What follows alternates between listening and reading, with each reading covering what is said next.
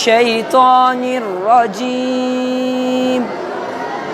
بسم الله الرحمن الرحيم.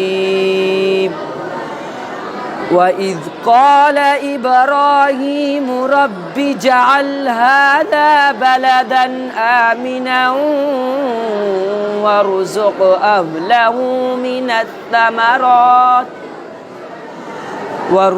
أهله من الثمرات من آمن منهم بالله واليوم الآخر. قال ومن كفر فأمتعه قليلا ثم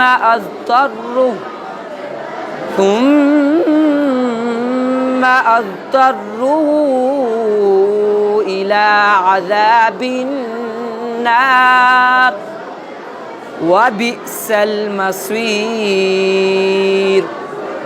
وإذ يرفع إبراهيم القواعد من البيت وإسماعيل ربنا تقبل منا إنك أنت السميع العليم.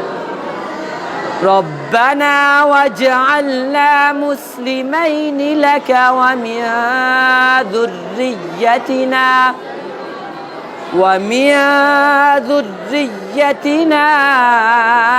أمة مسلمة لك وأرنا مناسكنا وتب علينا إنك أنت التواب الرحيم. ربنا وابعث فيهم رسولا منهم يتلو عليهم آياتك ويعلمهم الكتاب والحكمة ويزكيهم إنك أنت العزيز الحكيم. صدق الله العظيم.